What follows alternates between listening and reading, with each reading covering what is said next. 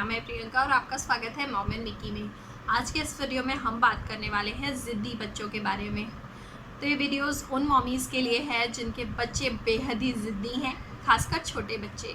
Specially lockdown के समय में बच्चे बेहद ही ज़्यादा ज़िद्दी पना कर रहे हैं, तो उन्हें किस तरह से संभाला जाए। अगर इस तरह की प्रॉब्लम के साथ आप भी जूझ रहे हैं तो इस वीडियो को ज़रूर लाइक करिएगा। आई होप ये वीडियो पसंद आएगा और हो सकता है कि कुछ लोग मेरी कही गई बातों से अग्री ना करें, तो मैं उन्हें पहले ही बता देती हूँ ये मेरा पॉइंट ऑफ व्यू है, मैं ऐसा सोचती हूँ। ज़रूरी नहीं है कि आप भी इससे अग्री करें, तो ऐसे जज मत करिएगा। हो सकता है कोई तरीका मेरे लिए काम करता है वो आपके लिए भी करे, और हो सकता है काम ना भी करे। सो डू नॉट जज एंड लेट्स गेट स्टार्टेड।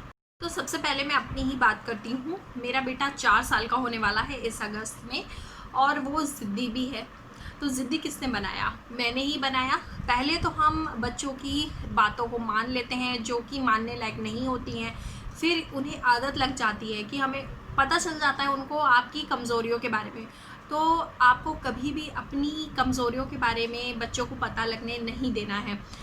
मेरे बेटे के साथ क्या होता है कि घर से अगर उसे हम समझा के चलते हैं कि ऐसा नहीं करना है, आपको ऐसा बिहेव करना है, और बहुत से लोगों को होता है सोशल इमेज का बड़ा डर रहता है कि यार बाहर जाके ऐसा करेगा तो हमें कैसा लगेगा, लोग क्या कहेंगे, उन्होंने कुछ कह दिया तो, या किसी ने देख लिया, लोग मन में क्या सोचेंगे।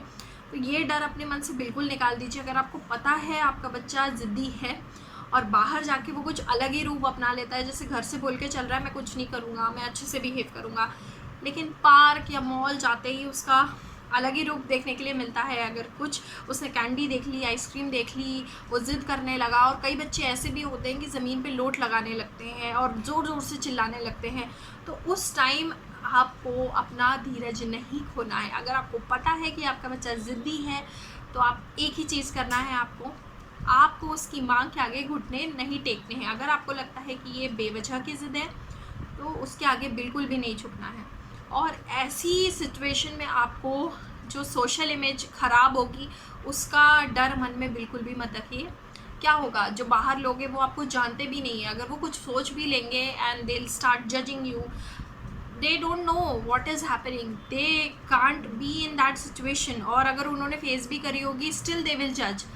सो लोटता है लोटने दीजिए, रोता है चिल्लाता है चिल्लाने दीजिए, थोड़ी देर ऐसा करने दीजिए। आप खुद देखेंगे थोड़ी देर के बाद जब बच्चे को ये समझ में आ जाएगा ना कि ये सब ड्रामा करने के बाद भी मेरी मदर और फादर, मेरे मम्मा पापा पिघल नहीं रहे हैं, कुछ नहीं हो रहा है, मुझे ये चीज़ नहीं मिलने वाली, वो खुद ब खुद नॉर्मल पोजीशन पे आ जाएगा। ऐसा एक बार करके देखिए। थोड़ा बच्चों की ज़िद के आगे जब हम घुटने नहीं टेकते, थोड़ी देर बाद जब वो ड्रामा करते हैं, रोते हैं, तो हमें ऐसा लगता है नहीं हमें ये दे देना चाहिए। वहीं पे हम गलती करते हैं। हमें ऐसा नहीं करना है। एक बार रोया, 2 बार रोया, 3 बार रोया, हम कहते चलो यार दे दो, तो ऐसा हमें नहीं करना है। उसको समझ में आ जाता है कि मैं ऐसा करूँगा, मैं थोड़ी देर बाद 4-5 बार मांगूंगा, मैं रोऊंगा, मैं चिल्लाऊंगा, तो मम्मा मुझे ज़रूर दे देगी। तो मैं क्या करती हूँ, तुम रो तुम चिल्लाओ ना, मतलब ना। अगर मुझे पता है कि ज़्यादा कैंडी खाने से तुम्हारे दांत पे कीड़े लग रहे हैं, आई विल नॉट गिव।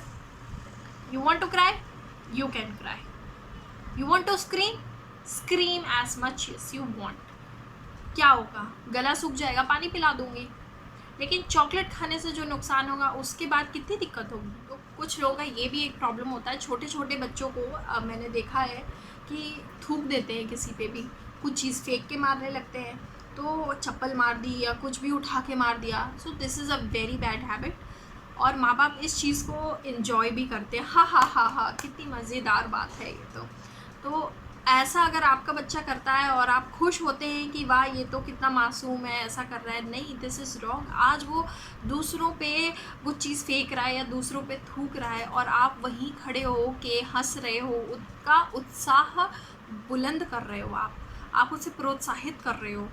उनको समझ में आ जा रहा है कि पीछे ये खड़े हुए हैं, ये कोई बात नहीं, अगर मैं कुछ कर भी देता हूँ ये मुझे बचा लेंगे। ऐसा एक इंसिडेंट मेरे पहचानने वालों के साथ हो चुका है। उनका बच्चा बहुत ज़्यादा किसी के मुंह पे भी थूक देता था कभी भी, और जब ऐसा मेरे साथ किया तो मैंने आपत्ति जताई, और उसके पेरेंट्स ने बोला दैट ही विल नॉट से sorry. I was so shocked.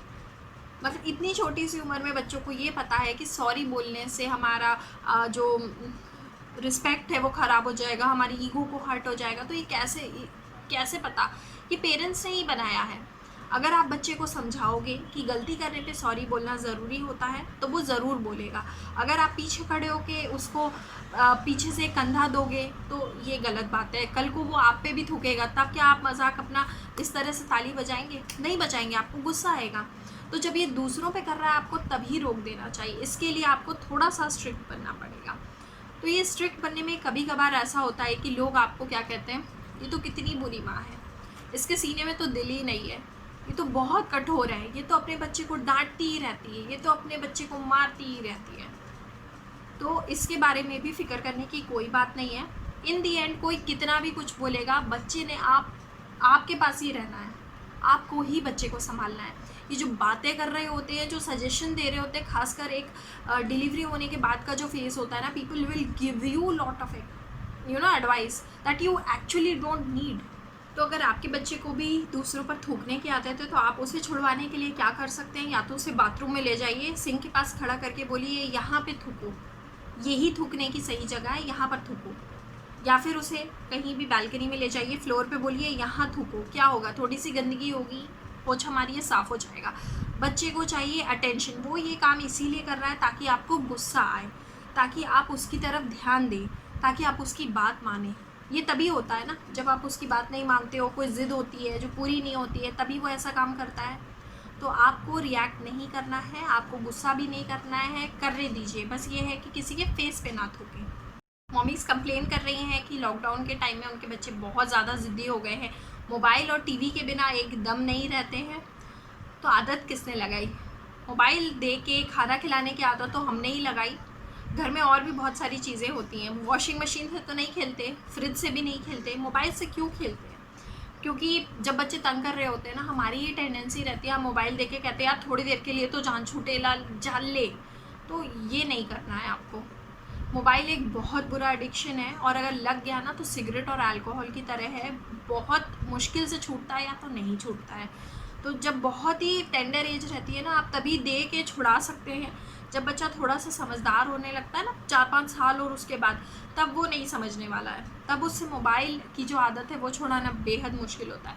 तो आप इस समय क्या कर सकते हैं? मोबाइल दो भी और नहीं भी, आप कैसे कर सकते हैं? स्मार्टफोन्स अगर आपके पास हैं और आपके पास डिजिटल टीवी है तो आप उसे स्मार्ट व्यू से कनेक्ट कर सकते हैं। आप अपने फ़ोन पे देखिए, स्मार्ट व्यू करके ऑप्शन होता है, या फिर आप अपने फ़ोन को ब्लूटूथ से भी कनेक्ट कर सकते हो। तो आप जो मोबाइल पे चलाओगे वो टेलीविज़न पे चलेगा, तो मोबाइल की चीज़ वो टीवी पे देख लेगा। तो उसके हाथ में गैजेट का जो नशा है वो शायद कुछ हद तक कम हो सके।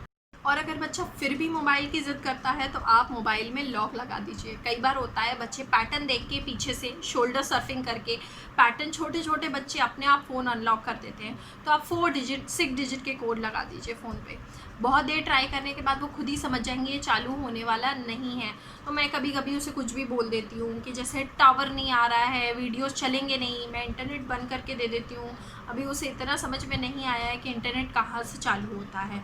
तो मैं कई बार ऐसे करती हूँ, मैं कह देती हूँ कि कार्टून का जो चैनल है उसका नेटवर्क टूट गया, बहुत बारिश हो रही है। तो इस तरह से उन्हें समझाने की थोड़ी सी कोशिश करिए। हमें बच्चों के साथ थोड़ा बच्चा बन के उसे अगर हम समझाएंगे तो वो ज़रूर समझ जाएगा। उन्हें चाहिए है रिएक्शन, आपका रिएक्शन चाहिए, आपकी अटेंशन चाहिए। तो आपको अपनी थोड़ी सी थिंकिंग बदलनी है। मारने से हर चीज़ नहीं सुधरने वाली है।